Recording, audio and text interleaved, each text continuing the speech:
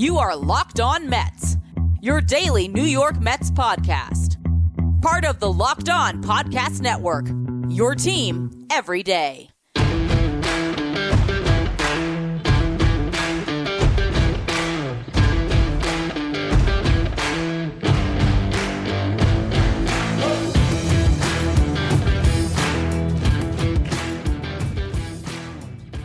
Hello to all you amazing Mets fans. You're listening to Locked On Mets, part of the Locked On Podcast Network, your team every day.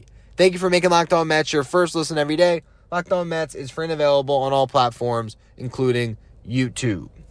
Luis Severino had his best game in a Mets uniform yet, throwing his first shutout since, 2018, and the first shutout the Mets have had since Jacob deGrom back in 2021. I want to discuss that game in the first segment today. Then in the second segment, I want to look at Severino's year as a whole up to this point, break down what production the Mets have gotten, and what to expect as he closes out this season, what is left here for Luis Severino with the Mets. We'll go through all of it. Before we do, I'm your host, Ryan Finkelstein. If you want to find any of my work, follow me on X at Finkelstein Ryan. You can also find some of my writing at justbaseball.com, where I work as the managing editor.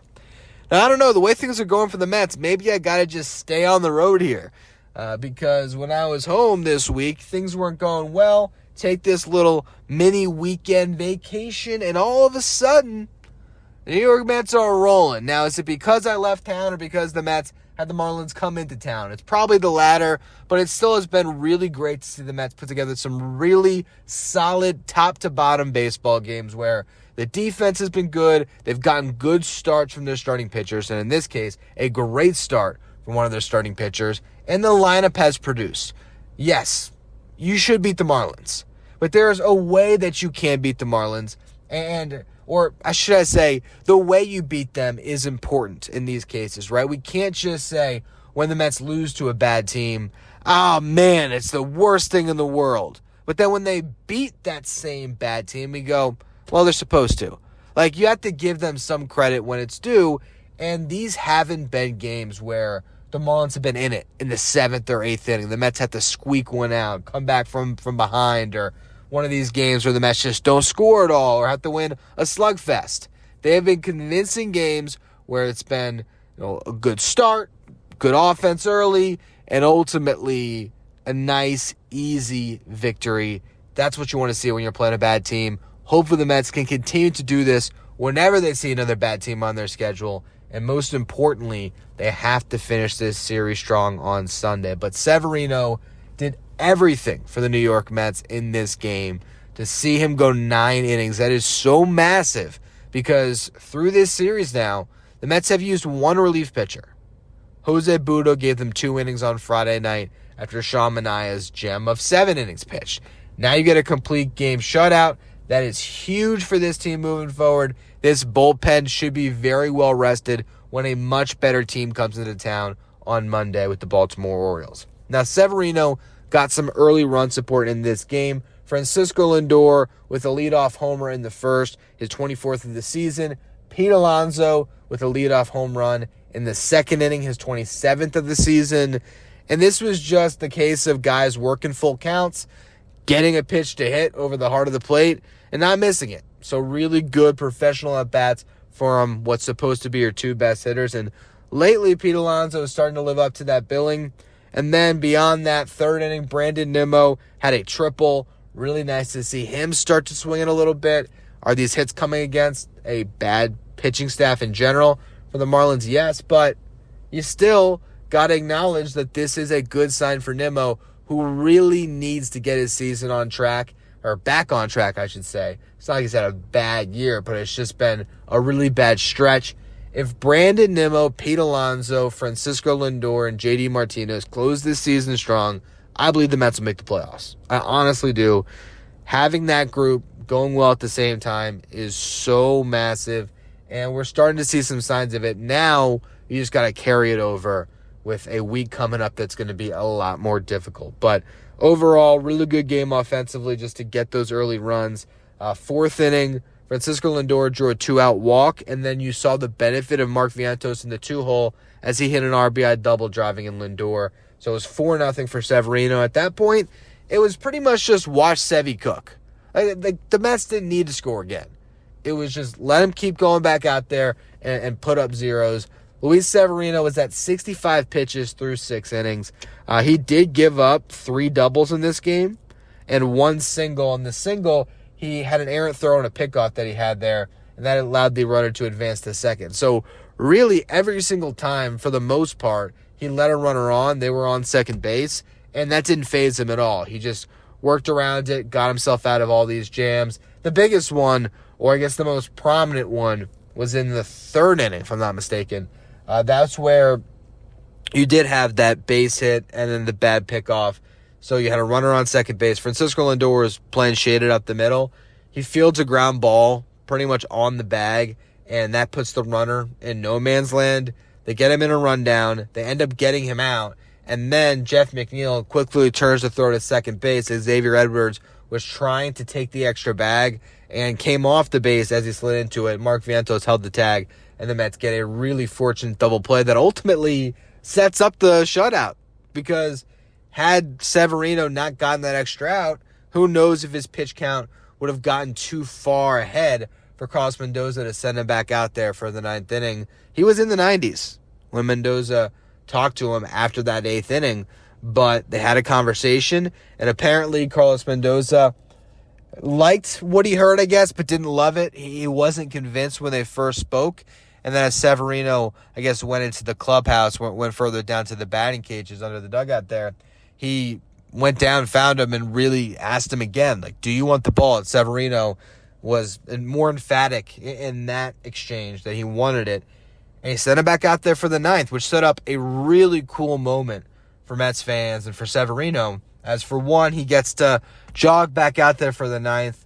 That's one of the coolest moments that you could have in baseball when a starting pitcher is going to attempt to go the distance. It's just a different buzz right in the ballpark when you get to see that. And then he hits the first batter of the 9th inning, Jake Berger, and you think it's going to end just like that. Carlos Mendoza walks out of the dugout, and another interesting moment for Francisco Lindor's leadership. Now, for anyone who listens to this show a lot, who's not a fan of Francisco Lindor, you're going to be like, Ryan, just give it a rest, man. Stop just always pining for Lindor or going to bat for him, giving him credit where it's not due. But I just see his fingerprints all over this team. And then reading about it after the game, it's pretty evident that there's still something to be said about how locked in Lindor is to every aspect of the game. Because as Carlos Mendoza is coming out, Francisco Lindor is patting Severino on the back saying, you got to fight for this. You got to fight to stay in this game. He does that. Mendoza is convinced. They let him get another batter. He gets a big strikeout, then a pop out, and then he completes the shutout with his 8th strikeout of the day. Just an awesome moment for Severino to get to celebrate that, for the team to get to celebrate that. This is one of those wins where you could have won the game 4-1. Severino could have gone 7. They could have pitched, Phil Maton and Edwin Diaz, and it would be a good victory for the Mets. But it doesn't carry momentum into the next day, and hopefully beyond that. This is one of those wins that could be a nice sort of start to a more positive wave, as Lindor has talked about in the past. You want to ride the good waves when you get them. Maybe this is the start of a good wave for the Mets. Yes, you're beating up on a horrible Marlins team. But we've seen this same Marlins team, or I guess one before the deadline that was slightly better, beat the Mets. And so now to see this team handle their business, it does leave you a little bit more encouraged, because the Braves aren't far away right now. It's one game. Had the Mets lost either of these games, that gap's a little bit bigger. It is still very much a race. And if the Braves happen to lose the series to the Angels this weekend on Sunday, all of a sudden, you're right there on Monday with the Orioles in town, and then you just got to play it out. But I really thought that this was an awesome game for the Mets, and for Severino in particular, so impressive. Here's a guy that in this game, he threw 113 pitches. 89 of those pitches were fastballs. Now, they weren't all four-seam fastballs, but he threw the four-seam 47 times, his cutter 23 times, and then his sinker 19 times. So those are all variations of a fastball. Cut fastball, sinker, which is probably just the two-seam, and then his four-seam fastball. It's the four-seam up in the zone. He's able to, work, horizontally in two different ways with the sinker and the cutter, and just having so much hard stuff to throw at guys, it really allows him to attack the zone. And when Luis Severino's right, he's able to get the ball on the ground and really pitch deep into games in a way that no other starter on this team can. So Luis Severino, if nothing else, has to be the workhorse that leads you there across the final part of this season. And that's what I want to talk about next here. What does the rest of the season look like for Severino? And also, what does that mean for him in the future? So we'll go through all that in just a minute. First, though, quick word from our sponsors. Today's episode is brought to you by eBay Motors. Passion, drive, and patience are what brings home the winning trophy. It's also what keeps your ride or die alive. eBay Motors has everything you need to maintain your vehicle and level it up to peak performance. From superchargers to roof racks, exhaust kits, LED headlights, and more. Whether into speed, power, or style, eBay Motors has got you covered. With over 122 million parts for your number one ride or die, you always find exactly what you're looking for. If eBay's guaranteed fit, your part is guaranteed to fit your ride every time or your money back. Because with eBay Motors, you're burning rubber, not cash. With all the parts you need and the prices you want, it's easy to turn your car into an MVP and bring home that win. Keep your ride or die alive at ebaymotors.com. Eligible items only, exclusions apply. eBay's guaranteed fit is only available to U.S. customers.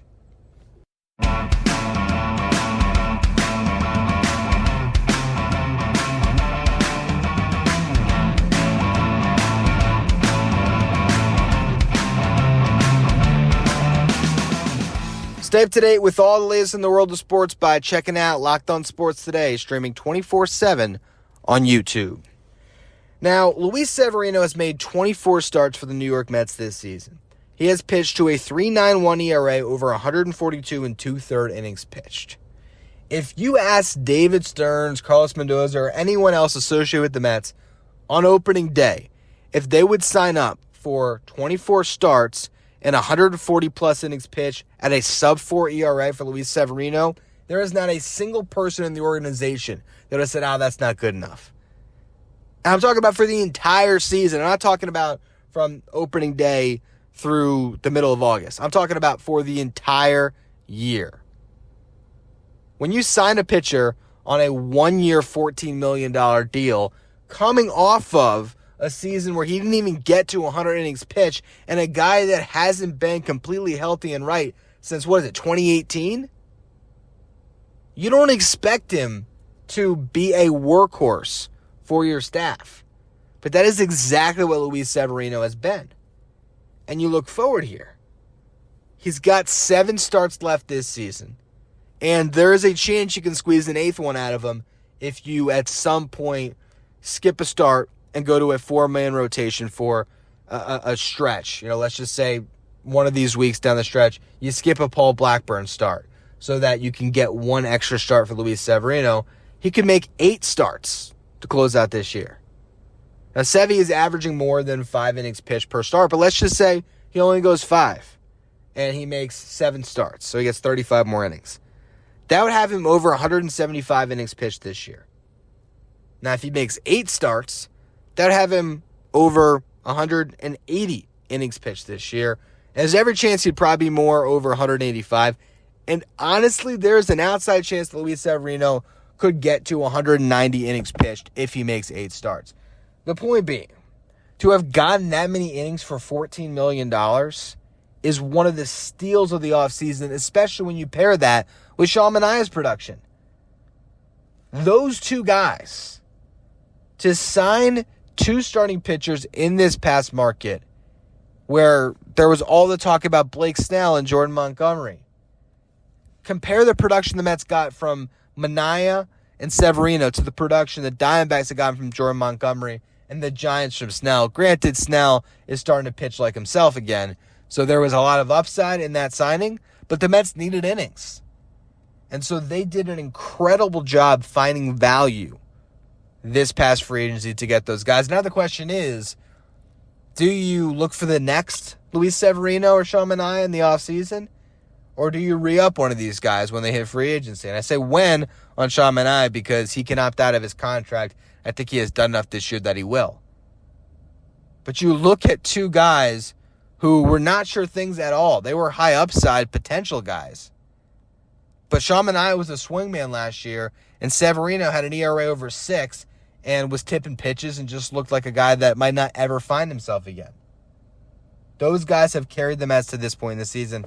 It's been awesome. And now the question is, how good can they be? We have seen the floor and the ceiling with these guys. And that's what you're going to get with pitchers that are probably moving forward at their best on a really good team. Each of them should probably be maybe your number 3 starter. And that's not a knock on either one. But if you have a team that realistically wants to make it to the playoffs and make some noise, you should be putting out there a better ace and a number 2 than Severino and Sean Manaea. That's just how teams would like to be constructed. But that's not always what you have available to you. And David Stern has talked about this in the offseason, how it's always great to have that flashy frontline pitcher to lead your staff, but you don't always need that. And then he went out and signed these guys, and it makes sense what he was saying. Trying to build a rotation that's good enough. Try to build a roster that's good enough. And that's the position the Mets are in right now. But to make the playoffs and to actually get over the hump, you're going to need some extraordinary performances from a lot of guys on both sides, from the hitters and the pitchers, but particularly from those two guys. The Mets can't have them putting up 3 good starts, 3 clunkers, and 1 great start.